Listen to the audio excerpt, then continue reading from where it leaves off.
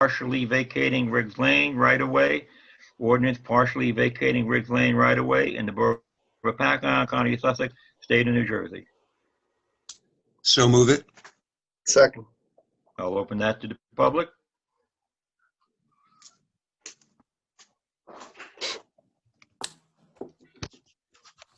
Mr. Mayor, this is Steve McNally. May I speak? Yep. I have filed a letter outlining the objections of a group of neighbors to that Riggs Lane right-of-way, to the ordinance that vacates that section of the right-of-way that is proposed.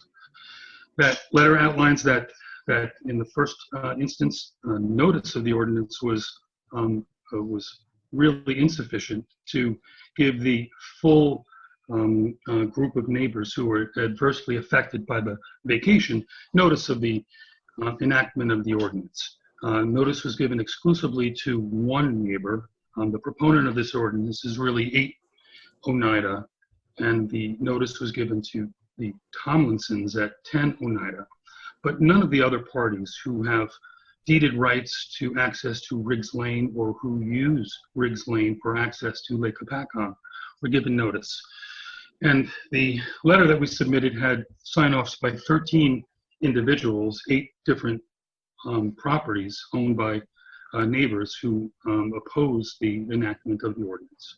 So there is a significant group just in those people who managed to obtain knowledge of the pendency of the ordinance in opposition to it without notice being properly served. So I would think that at a minimum, the town should consider looking into really who is impacted by this ordinance and making sure that service of that notice is appropriately upon everyone who is adversely affected.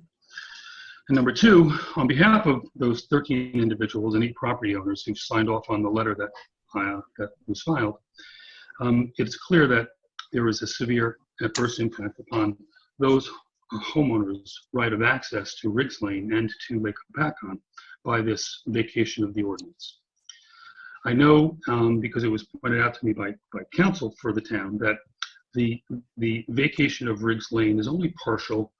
Riggs Lane has a 35-foot width, and the proposed vacation is 8 feet only of that width, and it is for purposes of apparently a septic installation that the owner of 8 Oneida wants to install. However, Riggs Lane, even though it is 35 feet wide in the aggregate, is a very topographically difficult right-of-way, and that 8 feet contains stairs and the part of that right-of-way that is truly used by the people for access. So I don't think that that the topography was considered when the partial vacation was recommended. So we would ask that this ordinance be tabled because we don't think it's been properly considered, and certainly there are alternatives to vacation of the right-of-way that might serve the interests of 8 Oneida without adversely affecting the rights of access of the rest of the community. That's all. Thank you. John, you want to respond to that? Sure, Mayor. I have spoken or at least communicated with Mr. McNally through email. I disagree with Mr. McNally with respect to notice. The notice is sufficient for this ordinance.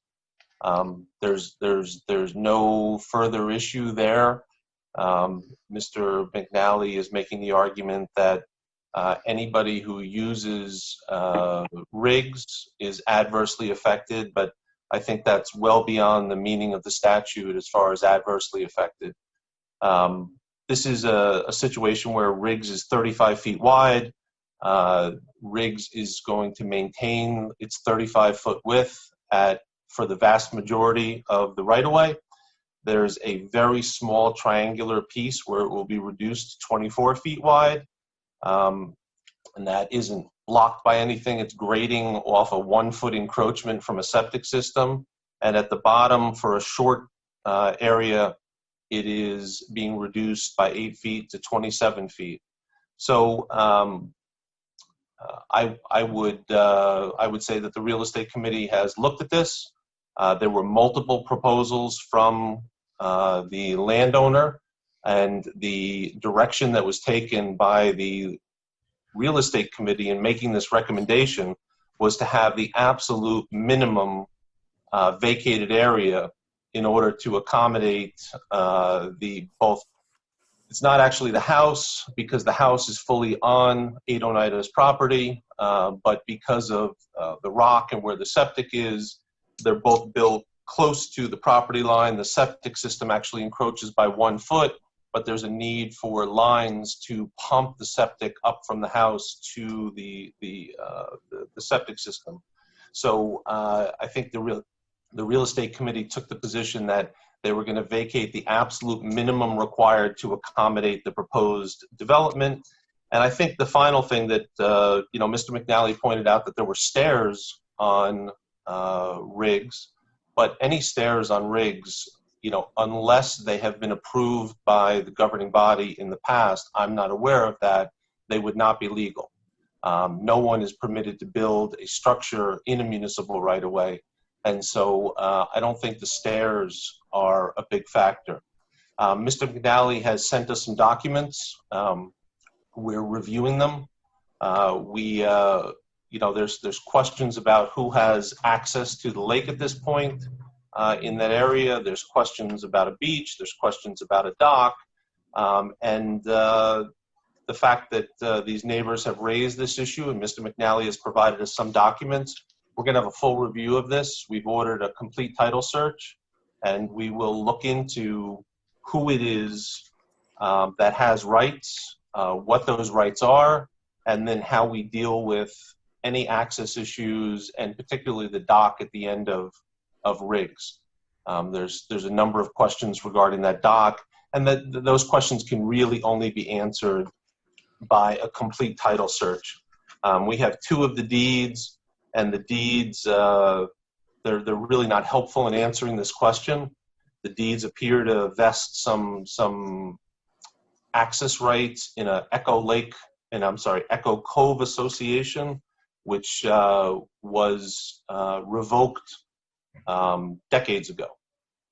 So it's not clear to us who would have these rights, but because they're raised, and we want to make sure that if the neighbors have rights, we want to protect them. We're going to do a complete title search, and I'll have a report back to the council. So just to be clear, Mr. Urson, I want to make sure that we're correct here. What you're saying is that passing this, and I agree with you, does not encroach on anybody's easement. I've been to that location 4 times in the last week. There are no stairs. There are some steps that have been put into the ground, but quite frankly, you're better off not using them. So my question is, and my opinion is as well, is that passing this does not impede anybody's rights to access to lakefront and doesn't present any further issues, so we should move on this now.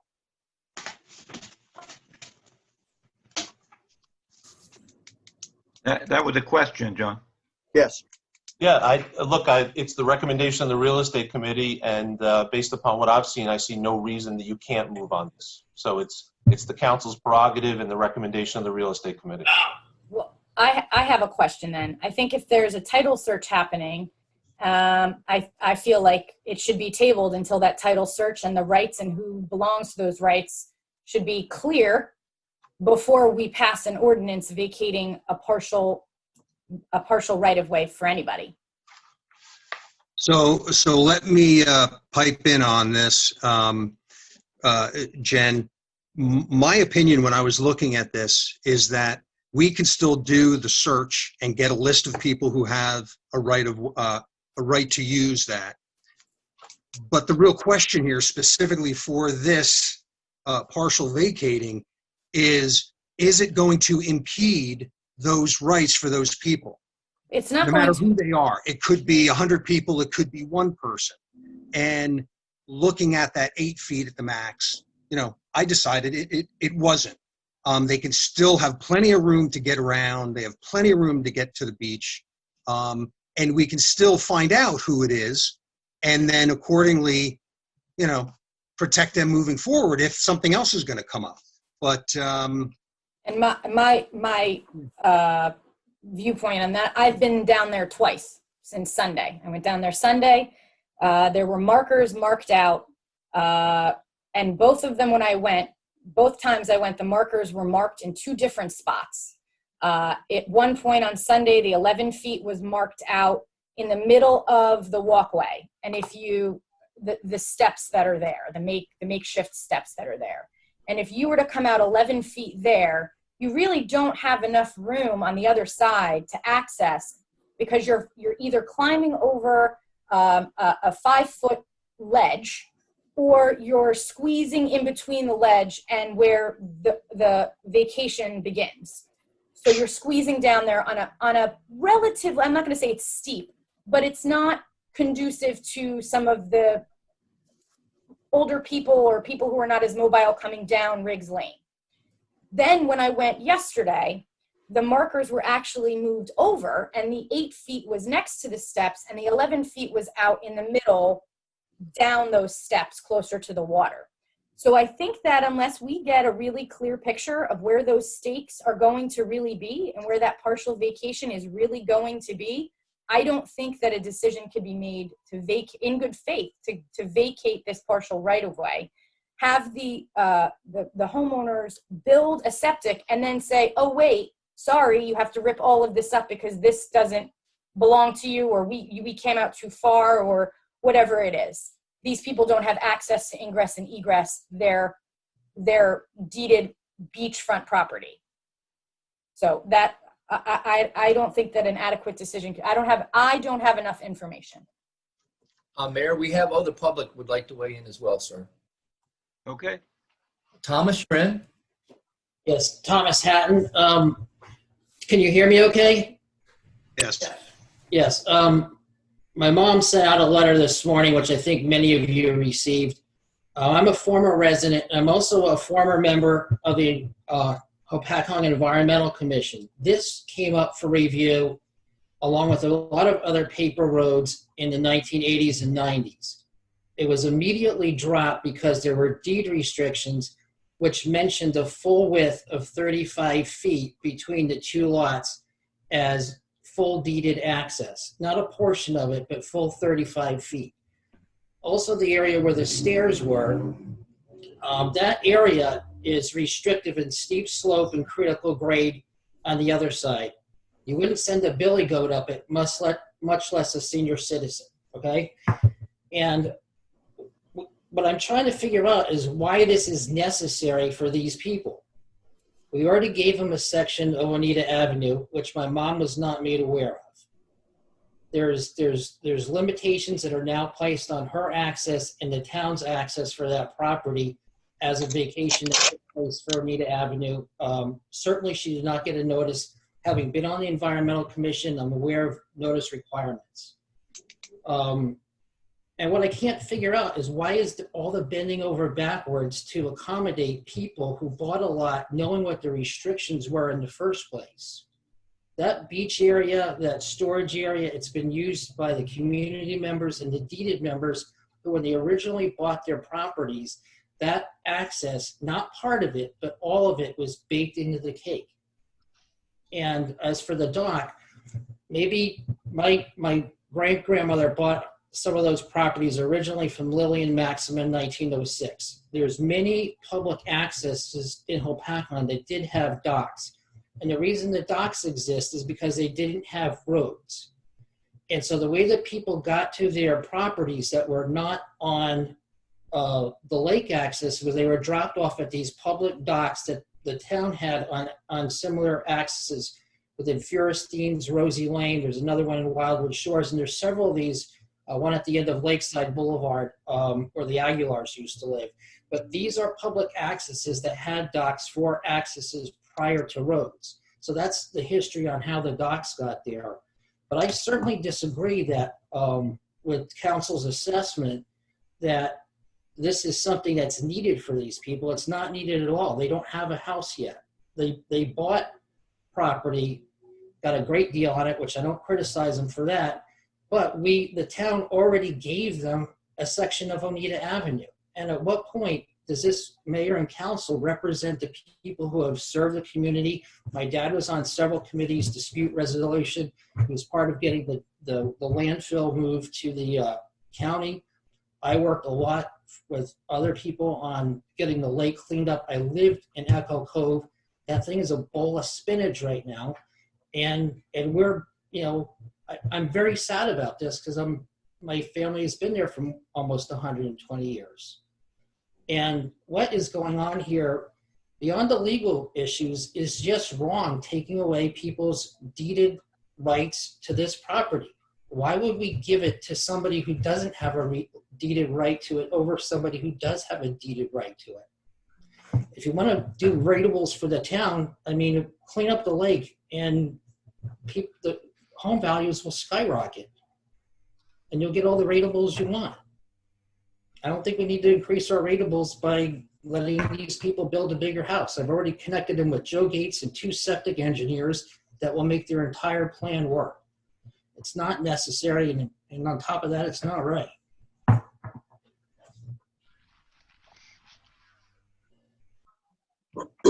right, Mike, we have other public? Okay, John, would you respond to the issue of deeded rights, and if in fact if that beach area is deeded to someone, and the relationship between deeded rights, ingress, egress, could you clarify that for us? Sure. So the deeds that we've been provided indicate that there is a right that is possibly been granted through deeds to a 35-foot width beach. Who those rights have been granted to is unclear. That's part of the reason we're doing the title search. The 35 feet refers to the beach width, not the access width. So that's an issue. And the deeds that we've been provided, again, indicate that these rights are held by the Echo Cove Association that hasn't existed in, I don't know, I can tell you exactly when. The Echo Lake Cove Association was revoked in 1972. So, and look, the issue is 2 separate things. If there are people who have rights to the beach and the dock, then we're going to find that out with precision, and we're going to honor them and protect them. The issue that the council is dealing with now is the access issue. Nothing has been given to us to even suggest that anybody has a 35-foot wide access. That would be extraordinary. In Hopatcong, I've read a lot of these access agreements for docks and beaches and common property by filed maps. And, these arrangements just aren't unusual in the way that Hopatcong developed. But I've genuinely never seen a 35-foot access granted or promised. The 35 feet refers to the beach at the end of the street. It just doesn't. I have a question for you, Mr. Urson. If these docks that are on borough property were originally put there for people to access this property and other properties, how is it that we have 2 boats moored on this dock? And I challenge anyone to come up and moor a 3rd boat. Yeah, so Mr. Young, again, I think we're really dealing with 2 different issues. So this issue with the property at 8 Oneida is before the council today for a vote. Some of the council people have raised a question about some uncertainty. The uncertainty doesn't relate to the property you're vacating. The uncertainty relates to who built the dock, who maintains it, who has access to it, what specifically any deed that is going to reference it says about that. And we'll find all that out. Again, so I don't have an answer to you, Mr. Young, but I can tell you that the efforts to get to the bottom of the dock issue, they're underway already. Thank you. This is obviously because we're discussing this and because a number of the neighbors are concerned, it obviously highlighted this and caused us to take the next step, and we're going to. And then it'll be straightened out, and whatever the rights are, we'll ensure that they're protected. Mr. Hatton, you're still up? Yes. I want to clarify one thing. My mother's deed precedes the Echo Cove Association, and it specifically mentions 35 feet between two lots. It doesn't say part of the lots, it doesn't say part of the 35 feet, and it doesn't mention the beach. So it's not about the beach, it's not about the dock. That's kind of a red herring issue here. The issue is about vacating Riggs Lane and giving it to an adjacent homeowner who doesn't even have a house to express a hardship issue. The hardship issue is created by a selective design on a house that hasn't even been built yet. There is no hardship issue here. So I don't know why we're going down this road and saying there is. That space down there is one of the few places in Hopatcong where people have enjoyed for years. There's been no problems. It's been a harmonious area. And having been on committees in Hopatcong, and particularly my dad in the Dispute Resolution Committee, things like this churned endlessly because there was no proper processes and procedures that prevented things like this happening. So my point is, go back and read my mom's deed. Her deed precedes the Echo Cove, and it's specific to that area. And there are a lot of unique deeds in Hopatcong because when we were vacating properties, they all had weird strings attached to them. And this happens to be one of them, but it exists.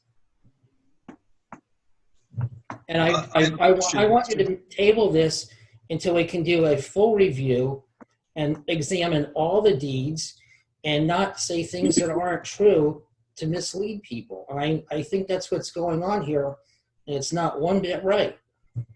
Mr. Hatton, Councilman Schindler, a question for you. In your mother's letter and stuff and deed, it was also said that she was paying someone $35 a year for that, right? You're muted. You're muted. Unmute yourself. The letter that my mother wrote did not say that anybody was paid $35 per year. In the deed, what happened was, when there was collections that were made. So when the dock was made, and Howie Carl, who was the chief of police, is the person who actually put in the dock. Took out the original dock is still there. Part of it's now sideways in the entrance platform to the dock that was put in by Howie Carl in about 1970. And it was also repaired once again. And what the people had decided was, instead of having $35 sitting in somebody's envelope someplace, that they would recount money, that they would recollect the money and make up the difference when the need appeared. Now, if we have to litigate this, all those back dues would be paid rather quickly, I would think.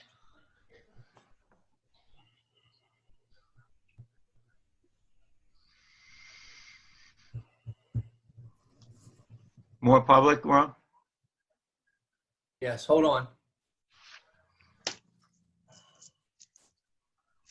Mara, you're on? Hi. Basically, I think it should be tabled because the borough council and the mayor work for the people. And if the people have objections that they don't feel are addressed, then aren't you avoiding your duty to the residents to thoroughly research this and have answers for everybody so that everybody's on the same page? And could Mr. Urson please explain adverse possession? Thank you.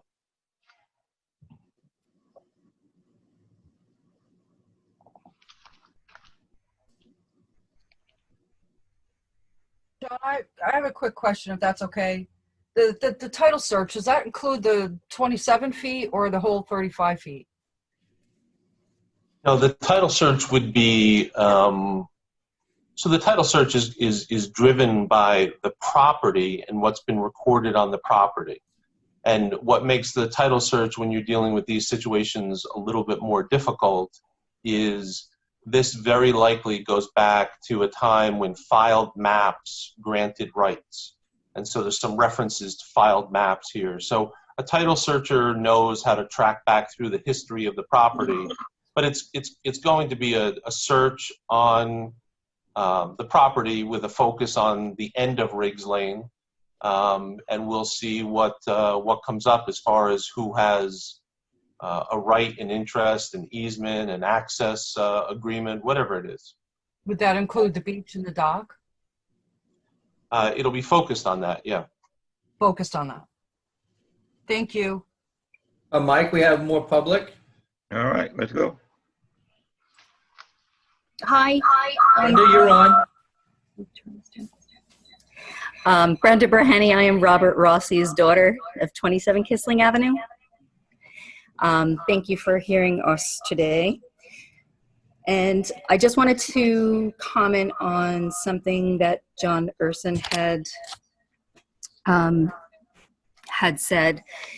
Two things. One, there's also a deed. Hold on, sorry, there's feedback. I'm with Mrs. Hatton, my bad. Okay, so there's a deed from 1923, I believe it was, about having the 150-foot access from where Riggs and Oneida meet all the way down to the water as well. So that's a piece that may show up in the title report that you're running. And then Echo Cove Association was actually incorporated in 1972. February 25th, 1972, I actually have the paperwork at our house. So if you need that, we have it. And it was incorporated as a 501c3. So I just wanted to make those comments to make everyone aware of those points.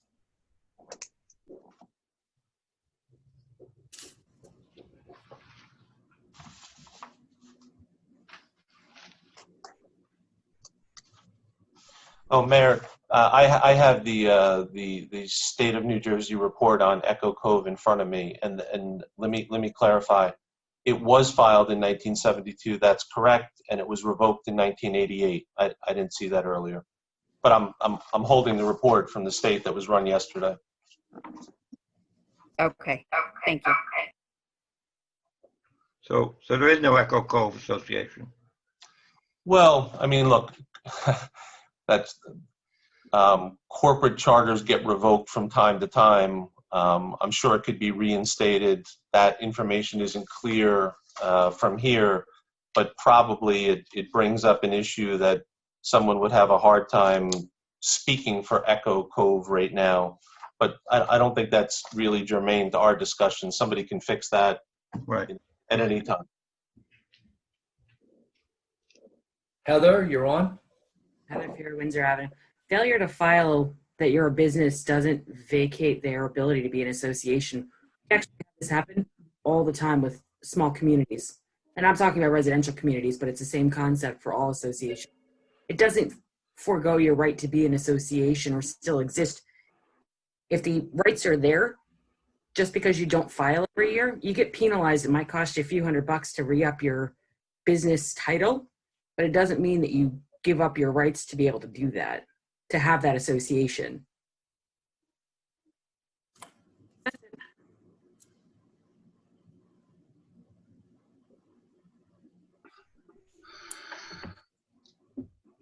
Well, public, Ron? I had the Tomlinsons raise their hand. I'm trying to unmute them. There we go. The Tomlinsons. Yes. Yes, I would like a copy of the topographical land analysis that was done, if one was done, to show that my home at 10 Oneida Avenue is not going to be impacted by any of the building or anything that's going to be unearthed.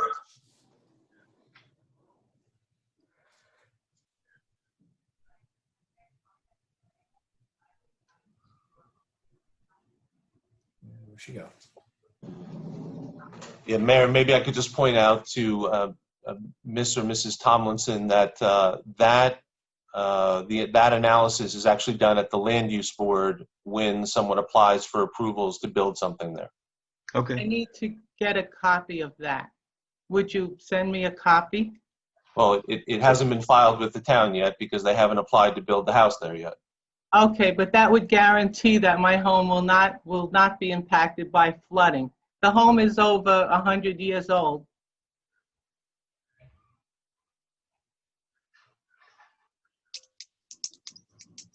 All right.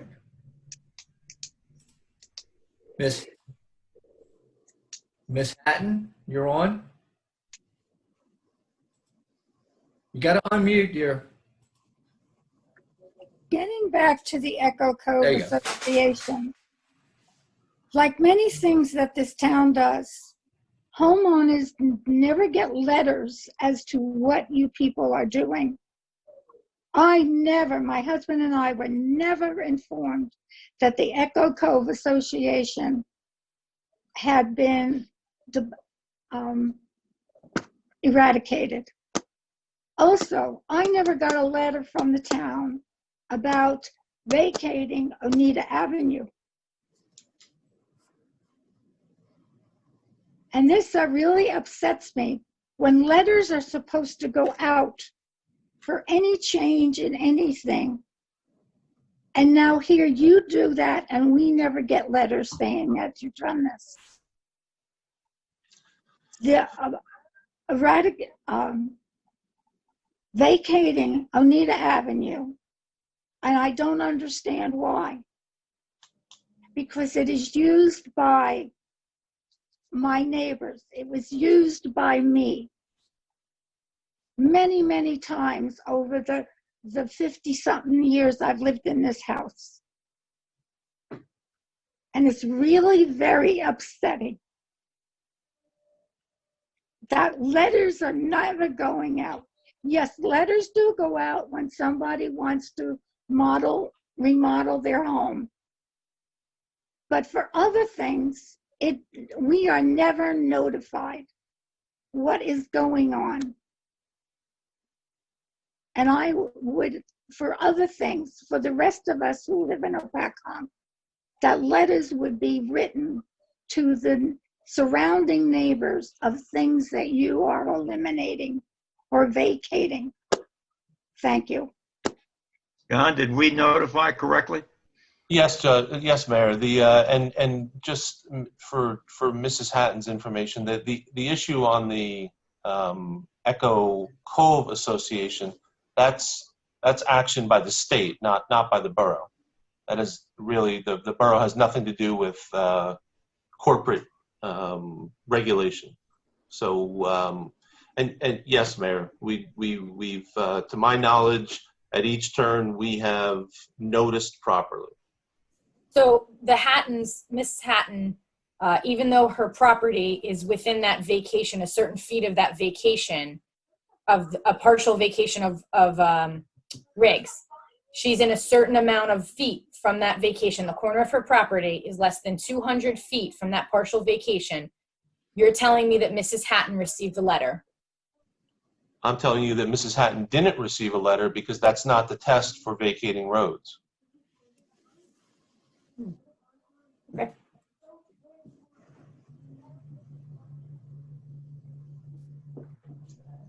But then why did you notify Tomlinson then? So the Was equal Tomlinsons distance. are 10, they're across Riggs. Is that right? Yes.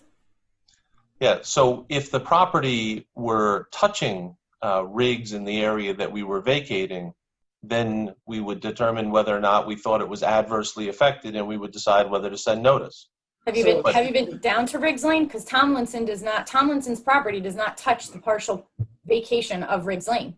Yeah, It touches understood. Riggs Lane itself, but so does Mrs. Tomlinson's property. Mrs. Hatton's property. Yeah, so perhaps we were over noticing.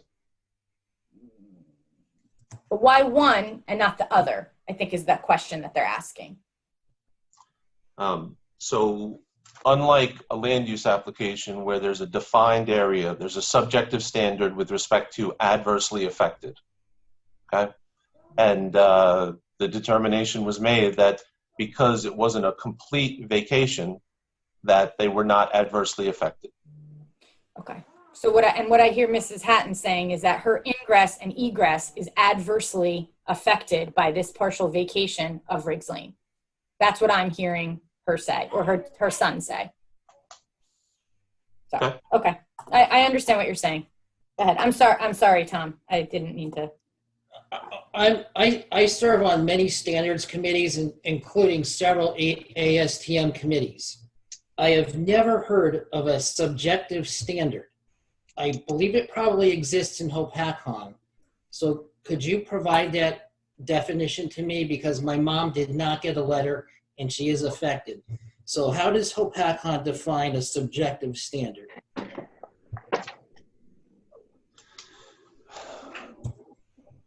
If that's a real question. No, it is, because I serve on many ASTM committees. I serve on ARS committees. I'm on the Interstate Technology Committee, and all these things are about standards. And all the definitions that we have, I've not encountered that one. So I want to find out what, and I don't know if it's part of an ordinance or it's listed somewhere, but how does it seems to be, it probably exists because there's such variation in the way things occur in Hopatcong. It probably does exist. So I was just curious as to what Hopatcong's definition of a subjective standard is. Yeah, so you're clearly trying to blame Hopatcong for the standard, but the standard. No, you used no, the how term. about? Could I please answer your question? Please finish. Yes. The standard is from a state statute. It has nothing to do with the borough. So the subjective standard that you referenced is part of a state statute? Yes, word for word. John, do you know what that statute number may I is? interject, John? John, this is Steve McNally. Can I talk to what the standard is? Sure. I think the statute that you're referencing was cited in the letter that I sent to Ms. Egan, which is NJSA 40:49-6. And it states that the municipality shall mail a notice of a change like this to, quote, every person whose lands may be affected by the ordinance or any assessment which may be made in pursuance thereof, okay? And what you're articulating is that that creates a subjective obligation on the part of the town to identify who may be in this group of people who, quote, may be affected, right? And someone made a determination that the only party that may be affected was Tomlinson directly across Riggs Lane.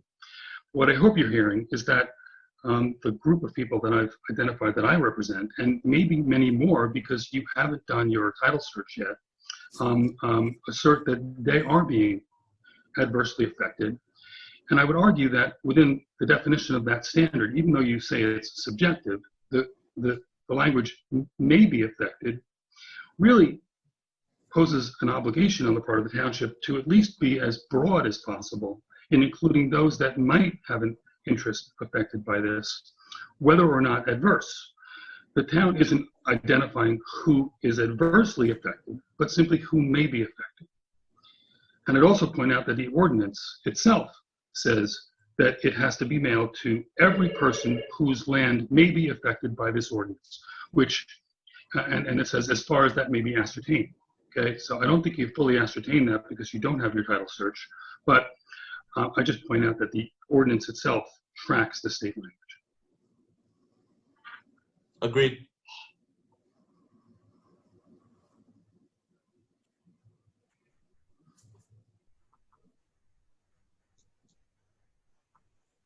So I think for me, it still comes down to the fact of does the public have access around the vacation? And Mr. Schindler, if you're gonna, maybe you want to close to the public if you're gonna begin to discuss it among the council.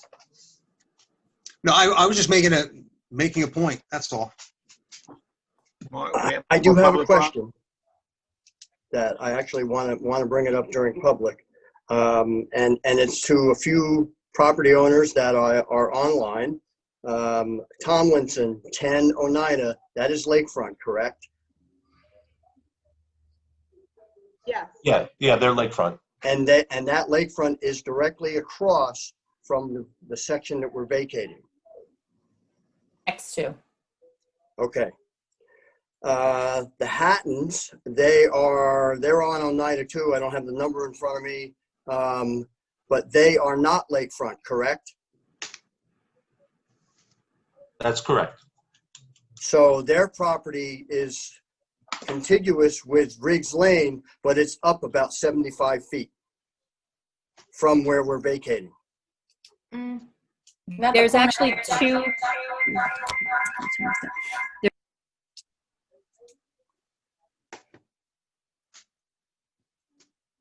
Okay, I'm assuming I am correct. Hold What on. I'm trying to Tom, can establish you- in my own head is why the Tomlinsons got a letter and why some other people didn't. And I understand that, being the Tomlinsons are directly across from the section we're vacating.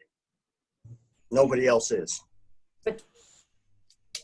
Mrs. Hatton's property is adjacent to the upper lot that they're looking for the 10-foot vacation for the septic. Well, I don't see how it can be, because the lot they're looking to vacate for is on the other side of Riggs. There's an upper lot and a lower lot, and the ordinance says that they're looking for a 10-foot buffer for the septic, which is up top. Then there's the piece of Oneida, which used to be the public road that got vacated. And then there's the lower piece where the house is going, that they're looking for the 8-foot by, I don't know how many feet long, maybe 50 feet or something. It's hard to tell from the survey.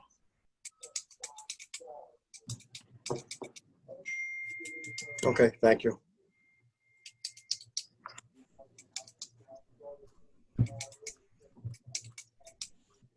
Where we at, Ron? You're muted, Ron. Hello. To be clear, my mom's lot is directly across from the section of Oneida that was vacated without notice. We're not voting on vacating Oneida. That's already been done. We're voting on. Right, but it's relevant to this because it was done to facilitate these people building their house. So, and the section of Riggs that they're talking about is only about 40 feet from her property at tops.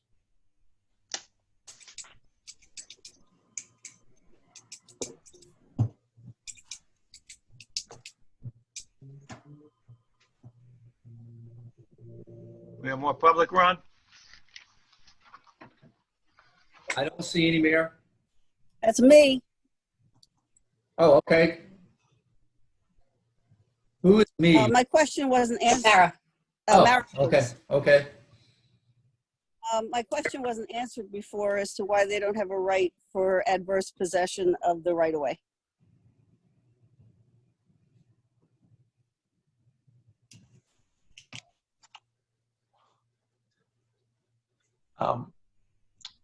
The issue of adverse possession isn't before the council, and adverse possession is not effective against government.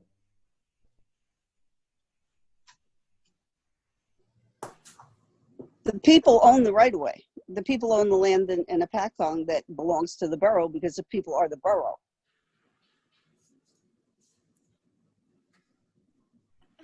You may have the right to do certain things with the borough land, but when there's people who are saying that it's causing them problems and you don't take the time to research the problems, then you're part of the problem and not part of the solution. Thank you. More public, Ron? I don't see any, Mayor.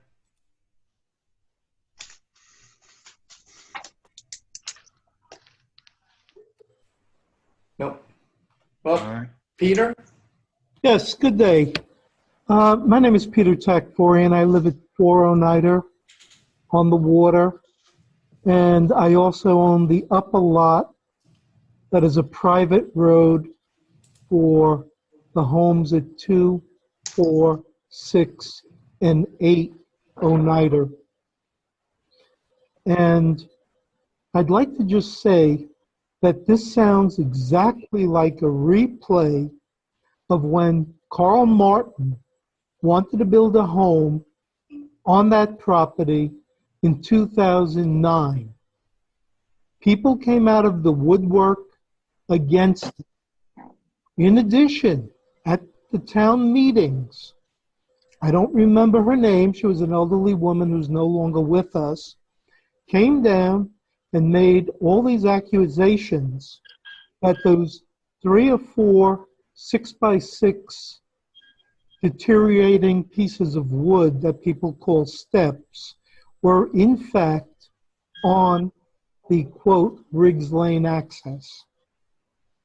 At the hearing, Mr. Martin told the group that when his machines were there, not only would he help elevate the area, he would put in new steps for people.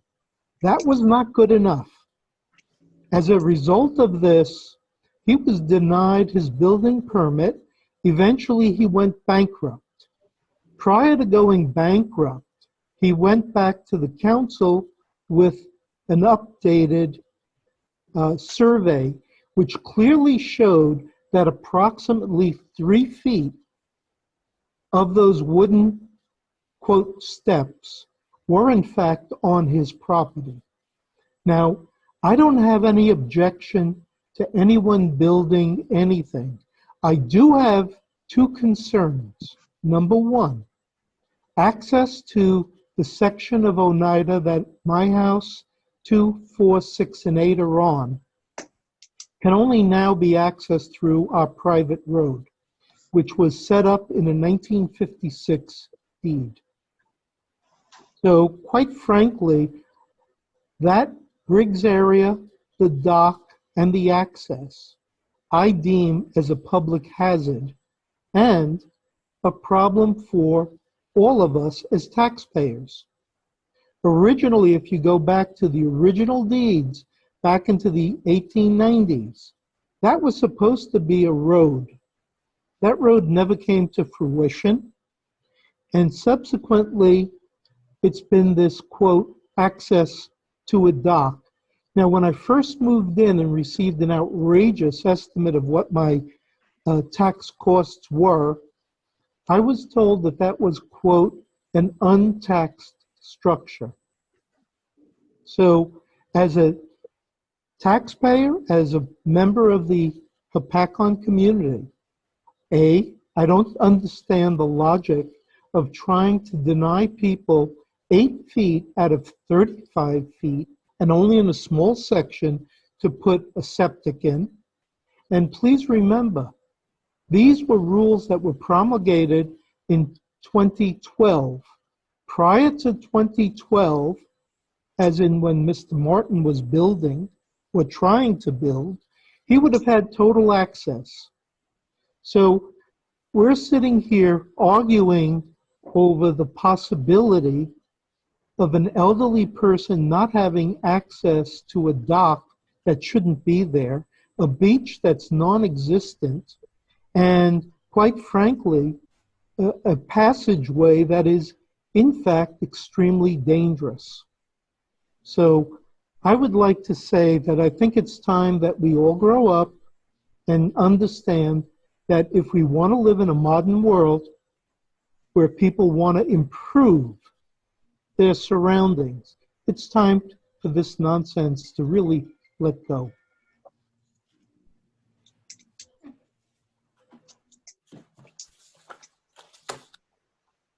More public, Ron?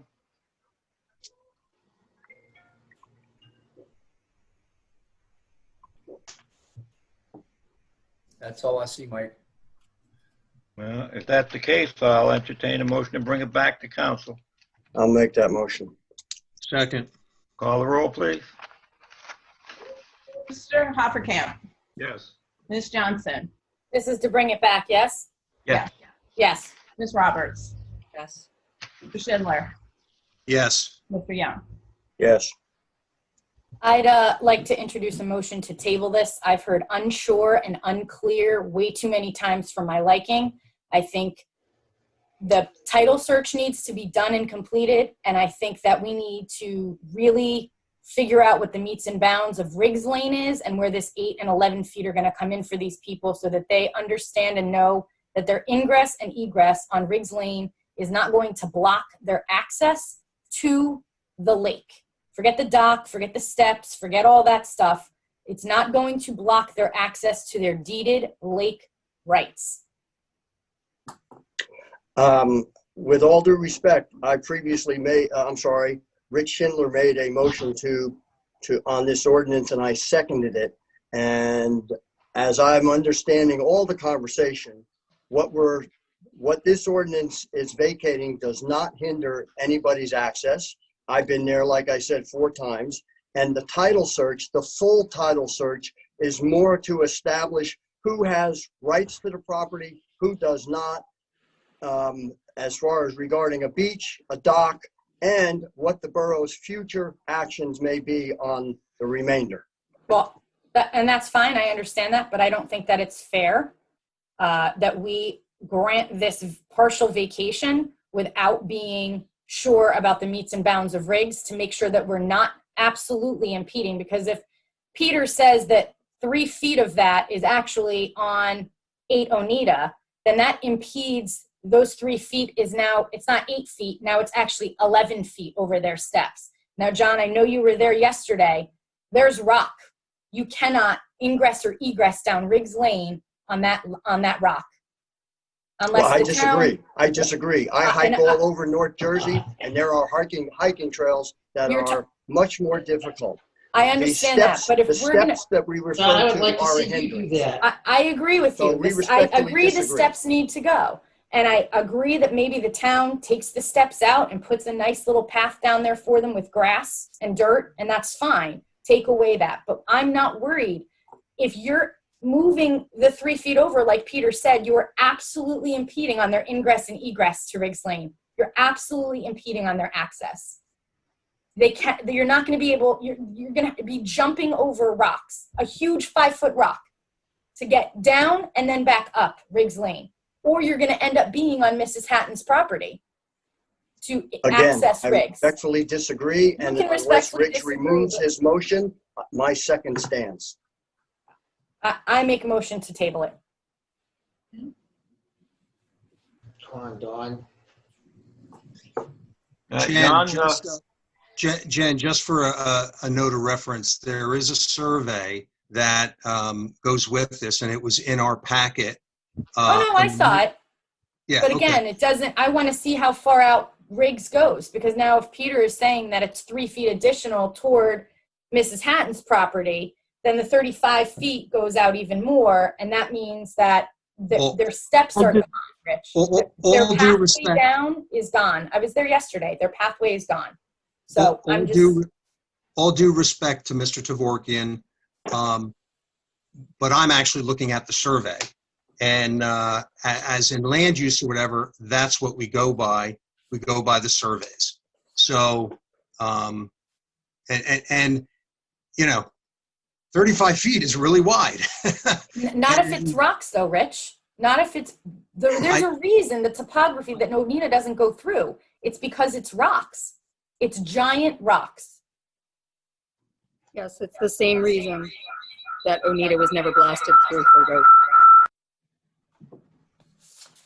What is the big loss if we wait until the next meeting in anticipation of this title search, clear up all of these questions about the dock and the beach and Riggs Lane, so everyone could be on a cohesive page together? What's the loss?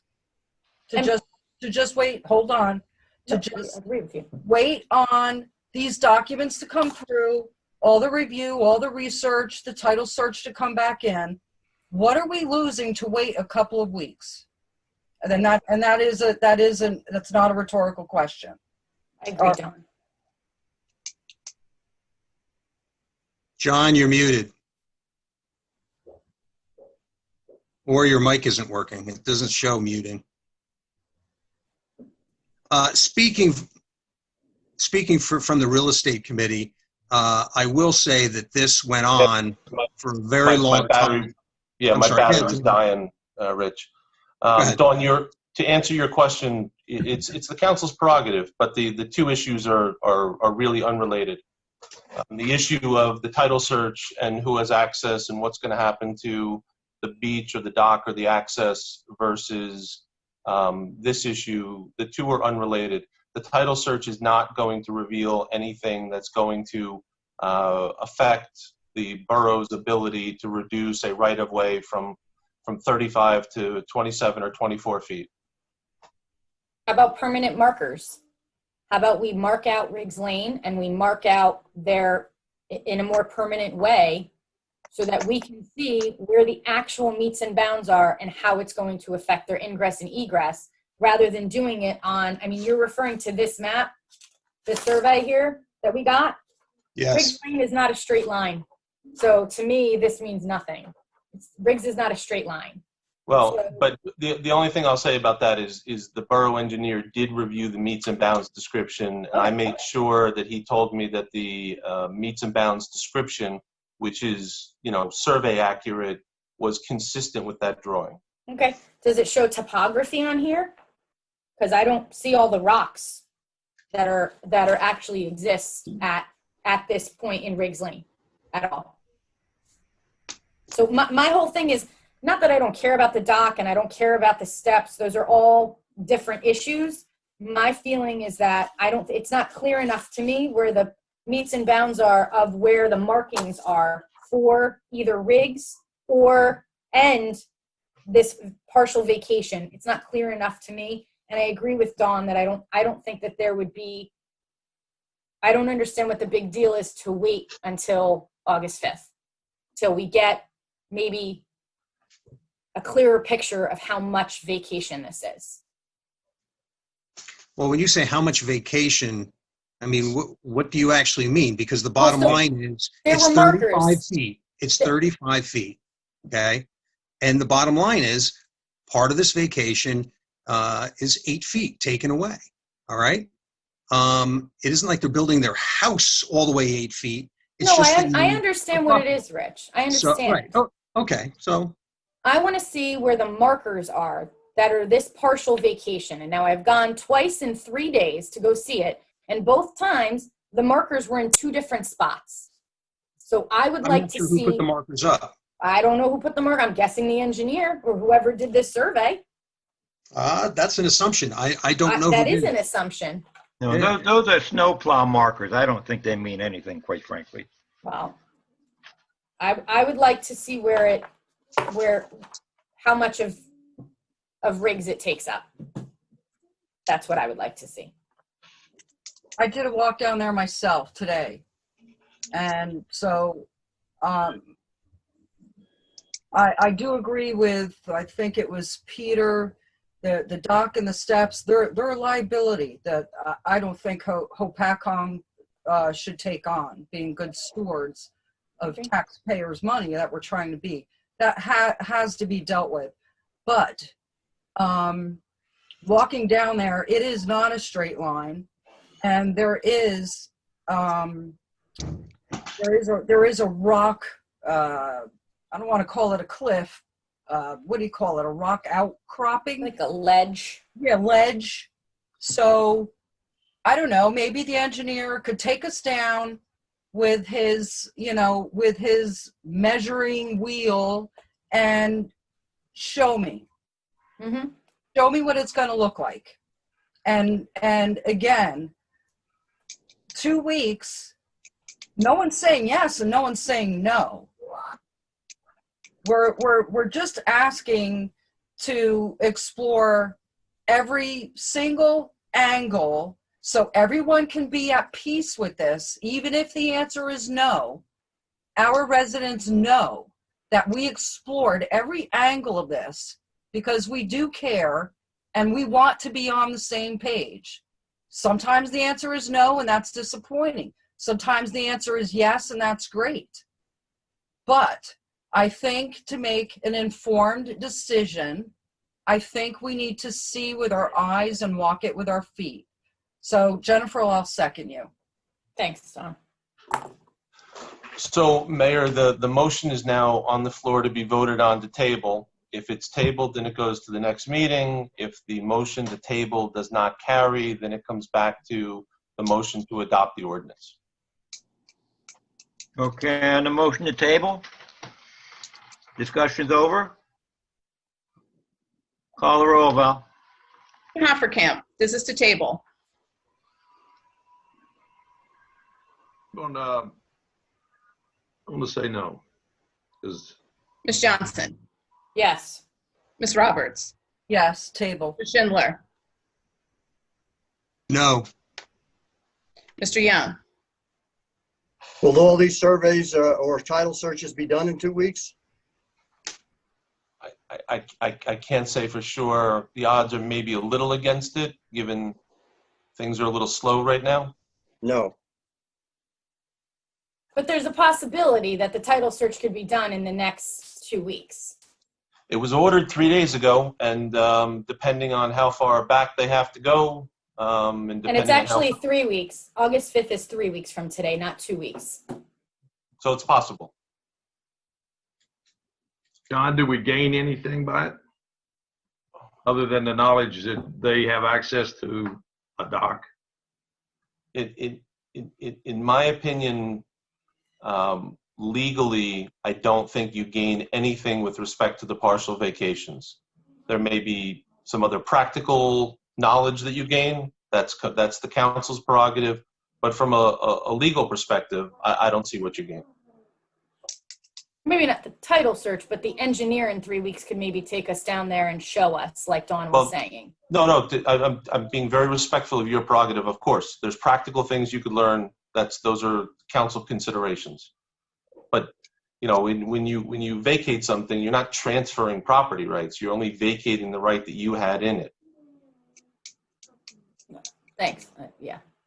So, Mayor, the motion to table was voted down, so that then has the motion to approve the ordinance as next up.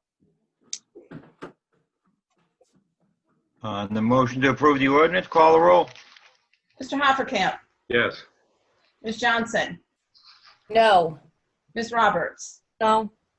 Mr. Schindler, Yes. Mr. Young. Yes. That motion's carried.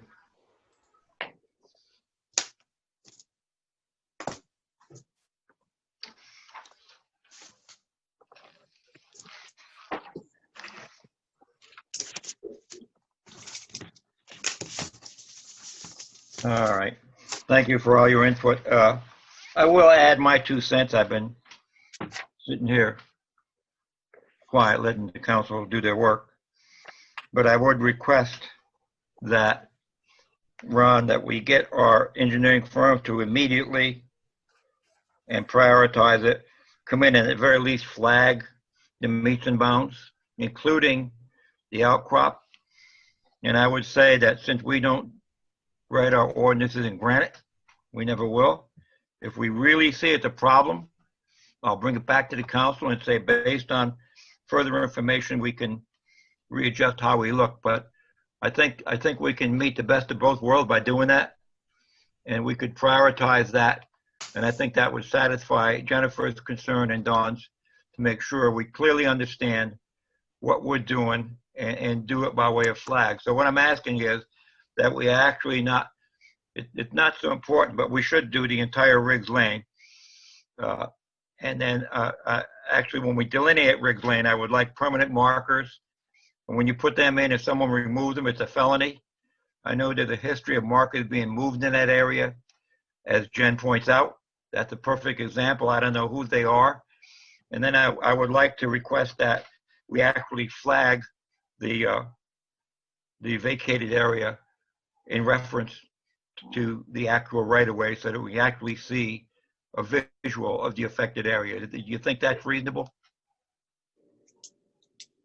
You, Mike, Mayor, I can certainly call our engineering firm and get their surveying group out there. If I understand it right, we want to survey Riggs Road to get the perimeter of Riggs, to understand that area. And we want to understand the ways and means of the vacation of the 2 areas affected by this ordinance. And I want it clearly flagged, so when we go there, we'll see a set of flags that shows the vacated area in respect to the actual right-of-way. So that area will have a few more flags. I'll talk to our, could you order that, and actually tomorrow would be fine. Okay, all right. Thank you. And I think that would satisfy everybody's concern, and like I say, If we see that we actually caused harm by doing this, I would report back to council and say that we need to correct it, or I would report back and say, we've satisfied all our concerns, but we can still move forward. Is that acceptable? Thanks, Mike. Thank you. Yes, thank you, Mike. So that's where we are. And again, we do not write our ordinance in granite, never will. And so if we see that we goofed up, we can fix it. But the trick is to recognize the fact that we're doing the appropriate, and the clear issue on this ordinance is the vacation. The other issue will show up. I want us to take our time on that and do it right. But the actual vacation of an 8-foot section, I want to show that effect. Okay, I've said my 2 cents worth. All right, resolution.